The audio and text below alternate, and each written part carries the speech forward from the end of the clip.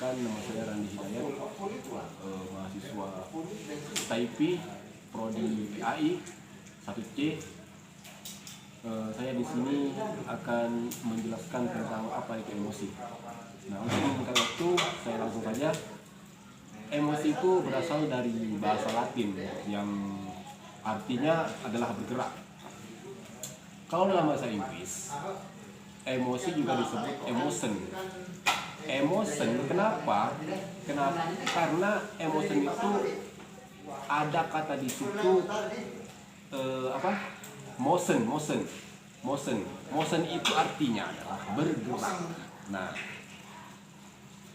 kata bergerak inilah yang menunjukkan bahwa emosi itu mempunyai andil dalam menggerakkan manusia untuk bertindak dan melakukan sesuatu. Tanpa emosi, manusia tidak akan terdorong untuk melakukan sesuatu, baik hal sepele seperti makan, minum, maupun hal yang kompleks seperti bekerja dan lain sebagainya. Kemudian ada pertanyaan, apakah itu emosi? Secara istilah, emosi adalah pola reaksi kita terhadap sesuatu kejadian yang di luar diri kita. Kepada setiap kejadian tertentu yang spesifik, reaksi kita itu cenderung sama. Misalkan, kalau tiba-tiba kita mendengar suara yang besar, pasti reaksi kita akan kaget. Atau misalkan juga, ada salah satu teman misalkan diputuskan sama orang yang dicintai, pasti reaksinya akan sedih. Kemudian lagi, ada pertanyaan lagi. Contoh lain dari emosi itu adalah, biasanya kalau orang marah, suaranya cenderung meninggi, besar gitu. Dan orang kaget itu biasanya ekspresinya matanya akan melotot dan mulutnya akan terbuka. Adapun fungsi emosi dalam hidup kita itu adalah untuk mempertahankan, untuk survive dalam kehidupan ini. Nah, kemudian lagi, asal emosi di mana? Asal emosi itu bisa muncul setiap saat, kapan dan dimanapun, tergantung ada tidaknya stimulus atau rangsangan. Misalnya ketika kita bangun pagi misalkan, terus kemudian sudah ada yang nyiapin makan dan minum, pasti reaksi kita di situ akan bahagia, senang begitu. Kemudian jika pagi-pagi kita bangun mendengar suara yang berisik, misalkan sudah ribut-ribut, pasti kita cenderung akan marah begitu. Atau misalkan ketika kita nonton film horor, pasti reaksi yang dikeluarkan oleh kita adalah reaksi takut. Kemudian apa gunanya emosi dalam hidup kita? Pertama adalah, emosi itu membantu kita untuk bisa bertahan hidup di dunia ini,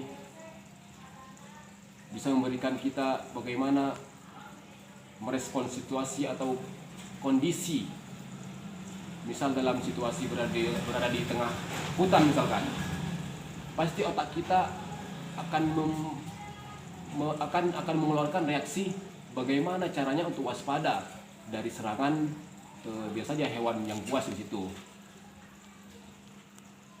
atau sesuatu yang bisa membahayakan kita.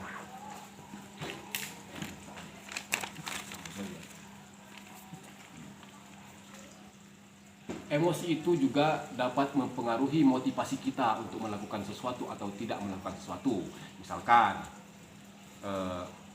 ketakutan akan membuat kita lebih waspada dan hati-hati. Nah, dan kemudian kesedihan akan membuat kita lebih kritis dalam berpikir dan membuat keputusan.